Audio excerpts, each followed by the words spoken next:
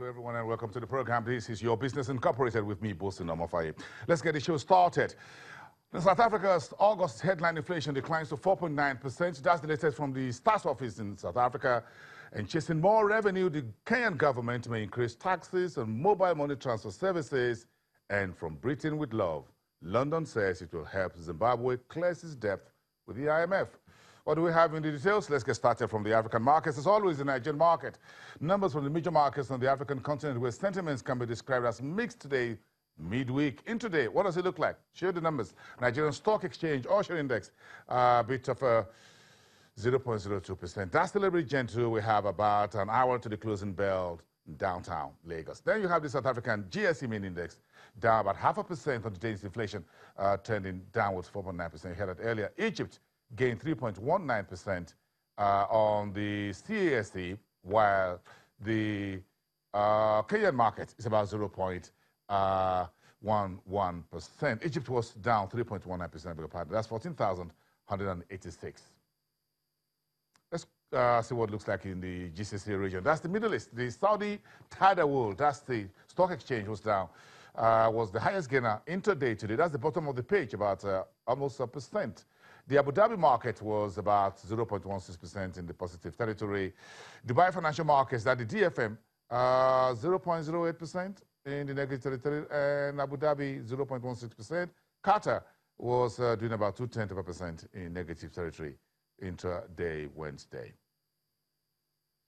Okay, let's move on to Europe, where the markets are a little bit lower today, with investors brushing off escalating trade tensions between Beijing and Washington. Let's get more on the major news around the markets, the global marketplace, as we cross over to the Frankfurt Stock Exchange, where my colleague Daniel Koop of the DWTV is standing by for Channels Television. Daniel, it's good to see you on the program. Let's hit the ground running with the story right from your doorstep. The German government planning to have 1 million electric cars on the roads by the year 2020. Is this realistic? No, it's not realistic at all. And it really seems that there are two losers at the moment when you talk about the issue. On the one hand, the German government, I remember Angela Merkel, who was very optimistic, saying, yeah, by 2020, we're going to have 1 million e-cars on the German roads. Now it seems that if maybe possible, this could happen by 2022. So, yeah, it doesn't seem to be realistic at all. On the other hand, also the German car makers. I mean, we have big car makers here in Germany, like BMW, like Daimler, like Volkswagen, and they are simply not able, and that's what many are saying and blaming them, able to produce a product that is interesting when you talk about the price, but also about the amount of kilometers you can drive with this car. So for the individual, I mean, I can just talk about myself. It doesn't really make any sense to buy an e-car at the moment. It makes maybe sense for people, you know, who have an own house with a garage where they can charge the car overnight. But, you know, in my case, where I live here right in the heart of Frankfurt, I can't even park my car in front of my house. How would I charge it? And also the charging system might work here inside of the city, but also this can be very complicated. Just in Berlin, for example, our capital, you might need up to 3 different contracts in order to charge your car. So all of this is still, you know, very, very difficult. And now I'm talking about cities. When you talk about rural areas here in the country, or also in other parts, you know, of Europe, there you won't probably even find a charging station. So yeah, German car makers, they will have lots of homework, because we have to face it, the only company that so far was able to create at least sort of a hype about e-cars is Tesla. And when you, you know, talk about German cars, I don't think anybody, you know, has this idea, well, I'm going to buy a BMW, it's going to be an e-BMW. Very interesting. We're going to compare this, what we do with the electric cars. As time goes on, maybe it's time for me to visit Frankfurt or Berlin to see how things work out there. But of course, let's get into the hot waters of the trade spat between Washington and Beijing. Now the Chinese premier has called on the governments around the world to defend free trade area after the latest round of tit-for-tat tariff between China and the U.S. Do you think the Chinese are getting a little bit, they're feeling the heat in the room. So they're now calling on everyone around the world, please help us out. Please, Donald Trump, White House is getting all suffocated. Is this to save our soul?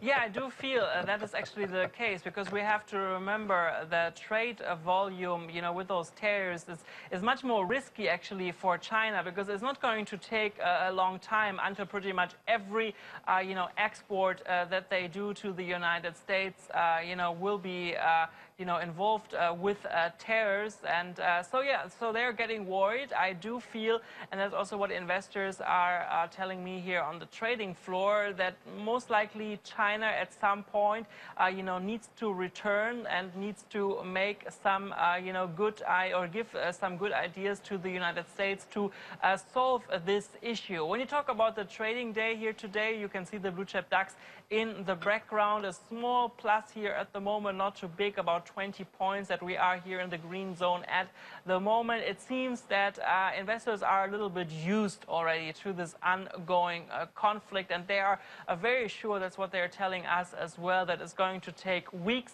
maybe months, maybe possibly even years until this problem is solved, and maybe really as long as Mr. Donald Trump is going to remain in office. Well, Daniel, while China and Beijing try to slug it out on the trade front, let's have a bit of wine on the table. You and I. Do you have more wine? Well, we can just talk about trade fight all the time. So let's have some nice time with some wine because of the extreme hot weather this summer in Europe. Are you having more wine? Will you be having an extra glass today at the end of work at the Frankfurt Stock Exchange? Will you?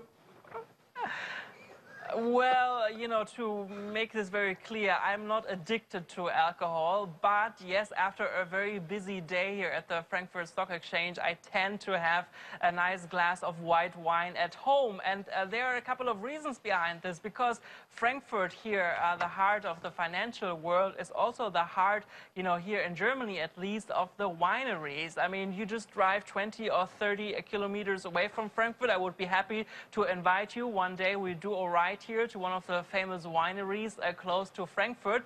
And yes, pretty much everybody, Bosun, here was complaining, when you talk about farmers at least, about this very, very hot summer. I personally, I cannot imagine a summer like that. We are at the end of, September, and outside it is still over, 30 degrees at the moment. This is really not normal. So this was a very difficult summer for the traditional farmers. But when you actually talk about wineries, for them it was actually a very successful summer. When you compare the numbers from this year to the last year was considered not as a very good year for wineries. They only were able to produce 7.51 hectoliters of wine. This year the numbers are going up, and actually to an amount of 9.75 hectoliters. So that's quite a plus. Two-thirds of the wine that is being produced here in Germany is white wine, also my favorite, I don't know about yours, and 1/3 is red wine. Yes, I'm going for the red wine. You know my take. Let's compare notes on the brand we're going to have when we eventually sit together to that lunch that's been long-standing. Have some wine at the end of the day. I'm going to have something also at the end of the day here on the other side of the Atlantic. Thank you very much. Have a great day. See you tomorrow, Thursday, Daniel, DWTV, for Channels Television correspondent at the Frankfurt Stock Exchange.